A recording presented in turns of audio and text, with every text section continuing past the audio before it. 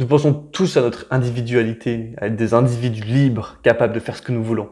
Cependant, nous n'arrivons pas à nous concentrer sur quelque chose et nous nous retrouvons distraits au bout de 15-20 secondes. Nous nous retrouvons à perdre énormément de temps, facilement 1, 2, 3 heures par jour, pour des choses qui n'ont pas raison d'être, qui n'ont pas raison d'être faites. Du coup, notre cerveau essaie de trouver des excuses, des raisons. Il se dit « Ah, c'est ok, c'est parce que j'ai toujours été comme ça, pas capable de me concentrer pendant plus de 2 minutes. » C'est normal que je me concentre pas parce que mes objectifs sont difficiles. Ou tu peux aussi te décider de mettre en position de victime et te dire que c'est injuste parce que les autres arrivent à se concentrer, les autres ont de la chance et moi j'ai aucune chance.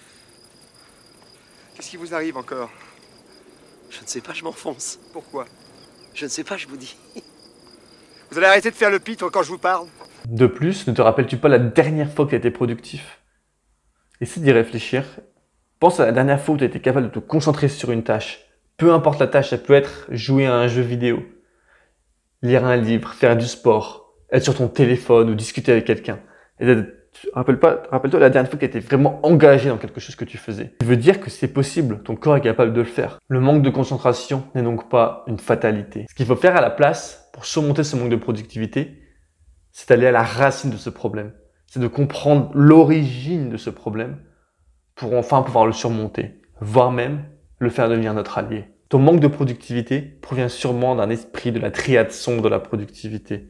Un esprit qui vient contrôler ton cerveau à chaque fois que tu veux agir, pour te pousser à faire autre chose. Dans cette vidéo, nous allons voir comment reprendre le contrôle sur ces esprits et aller encore plus loin en les transformant en nos alliés. Je pratique les arts martiaux, judo, aikido, karaté. La première chose qu'on nous apprend, c'est le contrôle. Le premier esprit est l'esprit de résistance. C'est l'esprit qui arrive au moment où tu veux faire quelque chose. Au moment où tu veux commencer à faire une action pour atteindre l'un de tes objectifs. Il te dit, c'est pas grave, on fera ça plus tard. Je n'ai pas les compétences aujourd'hui. Peut-être que mon moi de demain sera capable de le faire. Le problème, c'est que c'est un cercle vicieux dans lequel nous ne sortons jamais. Car notre nous de demain sera le même que notre nous d'aujourd'hui. Nous ne serons pas plus compétents et nous serons devenus meilleurs. Nous aurons même renforcé cet esprit de résistance pour qu'il devienne de plus en plus fort et de plus en plus gros. Car chaque fois que nous y succombons, il se renforce. Il se nourrit de nos échecs. Si j'ai pas mes 5000 calories, je suis une loque. Donc le plus tu y succombes, le plus il se renforce. Cet esprit te fait ne pas agir, te fait trouver des raisons en face de cet objectif pour le mettre à plus tard. Il y a plusieurs solutions pour dompter cet esprit. La première chose à faire est de commencer à agir, de se forcer à faire le premier pas. Car une fois que nous avons commencé l'action, notre corps aura ouvert la boucle et voudra compléter la boucle. Donc il voudra compléter l'action. J'en parle dans une autre vidéo, plus en détail. Et du coup, l'esprit, il verra, la résistance partira car tu auras commencé à agir. Cependant, si cette action est tellement difficile à démarrer, que tu n'y arrives vraiment pas, eh bien réduis cette action. Si le dragon est énorme à affronter, réduis ce dragon à un dragon plus facile, plus faible, pour que ton esprit de résistance, ils se disent, ok, on peut peut-être faire cette action parce que ce dragon-là, il est pas trop dangereux. Si ton esprit de résistance, il voit un dragon énorme, il va se dire, non, on va pas faire cette tâche, c'est trop dangereux, ce n'est pas intelligent. Pendant, tu peux emmener la chose encore plus loin. Tu peux rendre cet esprit ton allié. Au lieu de te pousser à ne pas agir vers ce que l'endroit tu fais, il te pousse à agir. Et du coup, il te pousse à ne pas agir. Et du coup, tu te retrouves propulsé par l'avant grâce à cet esprit. Comment faire? 2 choses. La première chose est de savoir vraiment, clairement, être capable de visualiser pourquoi est-ce que tu vas à cet endroit-là. Et quelles actions tu dois faire. Tu dois être capable de le visualiser clairement. Tu dois être capable de vraiment t'imaginer en train de faire l'action et comprendre la direction où cette action t'emmène. La deuxième chose est d'imaginer la conséquence si tu ne fais pas l'action. L'enfer dans lequel tu vas chuter. Si tu imagines là où tu tombes si tu ne fais pas l'action et que tu arrives à visualiser ça tellement clairement que l'enfer dans lequel tu chutes te semble tellement horrible et catastrophique par rapport au paradis que tu peux atteindre, par rapport au chemin ascendant que tu peux prendre en faisant cette action, ton esprit de résistance, il va s'inverser, il va vouloir te faire agir pour prendre le chemin ascendant. Imagine par exemple que tu veux aborder quelqu'un, parce que tu te dis que cette personne peut me plaire. Imagine-toi ne jamais être capable d'aller parler à cette personne et de répéter cela pendant toute ta vie. Et qui tu vas devenir si tu fais cela? Imagine-toi si tu arrives à parler avec cette personne et imagine tu peux épouser cette personne et développer une famille avec cette personne, par exemple. Imagine que tu as envie de faire ta séance de sport.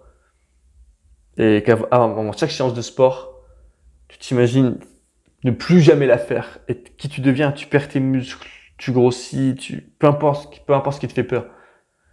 Et tu te retrouves vraiment à chuter, à être incapable de monter 2 marches de ton escalier.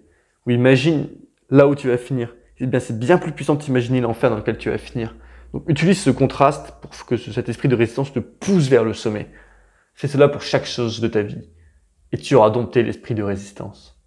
Le problème, c'est qu'une fois qu'on a réussi à dompter cet esprit de résistance, un deuxième esprit encore plus dangereux fait surface.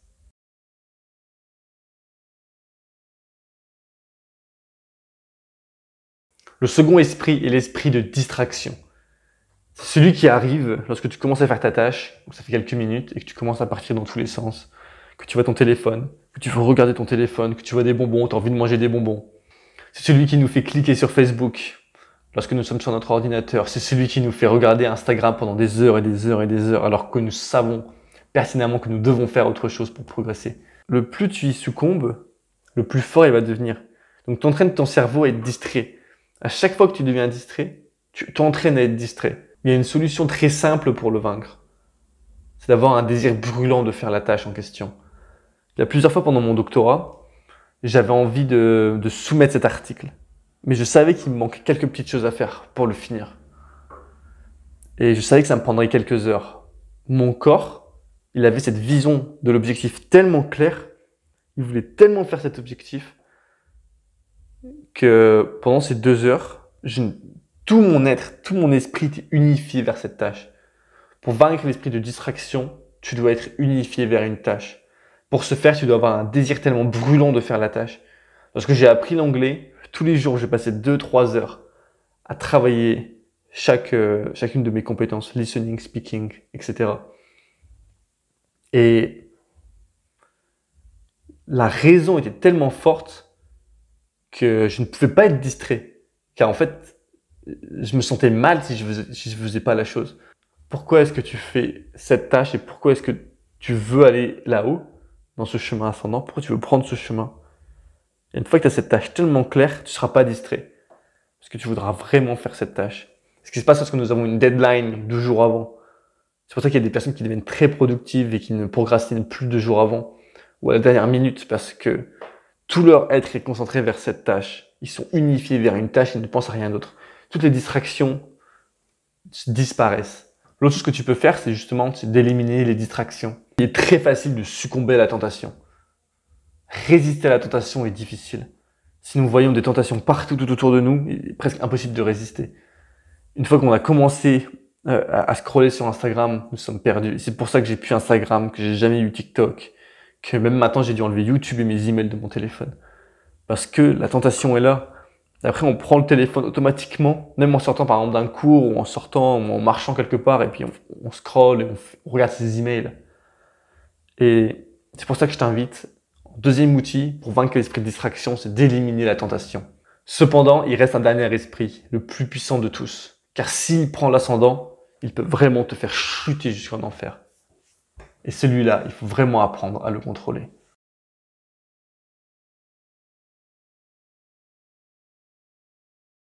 Le dernier esprit est l'esprit de victimisation. C'est celui qui surgit lorsque les choses ne se passent pas comme prévu. Donc on a tendance à remettre la faute sur les autres. On a tendance à accuser autre chose, à accuser le monde, à accuser quoi que ce soit. Et c'est très facile de sombrer à cet esprit, de chuter à cause de cet esprit. Car c'est dur d'accepter que nous avons tort, et que nous pouvons nous transformer, que nous pouvons progresser. Alors qu'on peut facilement accuser le monde d'être coupable de tous nos méfaits. Now, if you know what you're worth, now go out and get what you're worth. But you gotta be willing to take the hits and not pointing fingers saying you ain't where you want to be because of him or her or anybody. Cowards do that and that ain't you. La solution est de faire preuve de courage. Facile à dire, tu vas me dire. C'est difficile de voir la lumière lorsque tout est sombre autour de nous. Mais ça requiert de changer son champ de vision. Luke, you're going to find that many of the truths we cling to depend greatly on our own point of view. Si tout va mal, peut-être que tu dois changer ton regard. Mettre ton regard dans un autre endroit, changer de direction. Car le Saint Graal se trouve dans la forêt la plus dangereuse. Essaye de regarder justement tout ce chaos qui est présent et essaye d'y voir une lumière, essaye de voir comment tu peux y plonger justement pour te transformer et pour faire ce que fait Pinocchio, il saute au fond de l'océan pour se transformer. Ce qui se passe avec le phénix, il devient des cendres et il ressuscite. Ce qui se passe avec Horus lorsqu'il chute en enfer, dans le chaos pour ressusciter son père. Ce qui se passe lorsque Horus va en enfer pour ressusciter son père. Il veut honorer la mémoire de ses ancêtres. Donc ne te mets pas en position de victime. Essaye de voir la chance que tu as d'être là où tu es aujourd'hui et d'utiliser cette chance comme un momentum pour te propulser vers l'avant. Et justement de voir ce chaos grandissant autour de toi comme une opportunité d'y plonger pour y trouver le Saint Graal et y ressusciter. Bien sûr, c'est plus facile à dire qu'à faire. Et cela va requérir du courage, de la curiosité, de la bravoure, de la vaillance. Rien d'impossible. C'est une question de stratégie. C'est la seule possibilité de transformer ce chaos en ordre, cette obscurité en lumière. Nous avons tous la capacité de faire cela. Nous avons tous cette capacité divine en nous de faire cette chose. Je t'invite vraiment à essayer de le faire. Et si tu n'arrives pas à avoir de lumière, je t'invite à t'asseoir au coin de ton lit le soir et à te poser vraiment la question que tu as envie de te poser par rapport à ça, à te la poser honnêtement et à chercher une réponse honnêtement. Pense vraiment à ce qui va mal, essaie de voir, de te poser vraiment la question, qu'est-ce que je peux faire pour que ça aille mieux? Et attends, et peut-être si tu t'es posé la question avec assez d'authenticité, d'honnêteté, peut-être que le lendemain matin, tu auras une réponse à cette question. Et pense-y. Pense constamment à ce que tu veux faire. Pense constamment à qui tu veux devenir. Et la réponse fera surface.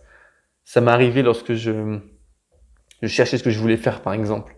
Et ça arrive constamment pour des milliers de choses différentes. Ce n'est que lorsque l'on demande que l'on peut recevoir. Ce n'est que lorsqu'on demande que l'on peut recevoir. Ce n'est que lorsque l'on cogne à la porte que l'on peut nous ouvrir. Et c'est incroyable à quel point c'est vrai. Chaque fois que l'on commence à se poser une question, on commence à avoir la réponse. Mais si on ne se pose jamais la question, la réponse ne se fera jamais. Dompte la triade sombre. Essaye de voir la lumière au bout du tunnel. Deviens libre de faire ce que tu désires. Deviens un homme libre en unifiant tes différents esprits. Dompte la triade sombre de la productivité. Tu as le devoir moral de le faire. Lorsqu'ils arrivent, n'y succombe pas. Car à chaque fois que tu y succombes, tu les renforces. Tu deviens ce que tu pratiques. Donc, ne succombe pas à la triade sombre de la productivité. Ne succombe pas à ces esprits. Ne succombe pas à l'esprit de résistance, de distraction et de victimisation. Car tu les fais grossir. Et le plus fort ils deviennent, le plus difficile il sera pour toi de les vaincre. Donc à chaque fois qu'ils font surface, si tu réussis à attendre 5 minutes, 1 minute de temps en temps, tu te dis, je ne succombe pas, eh bien, ils sont déjà partis. Donc, ne succombe pas à ces esprits. Et si tu veux vraiment apprendre à les dompter, je t'invite à aller regarder cette vidéo dans laquelle je partage avec toi 3 habitudes que j'ai faites qui ont vraiment changé ma vie. Et en plus, je t'invite à cliquer dans la description sur mon blog pour aller rejoindre la mailing list dans laquelle j'envoie un email chaque semaine, dans lequel je parle de toutes ces choses-là. Donc, si ça t'intéresse, je t'invite à aller le faire.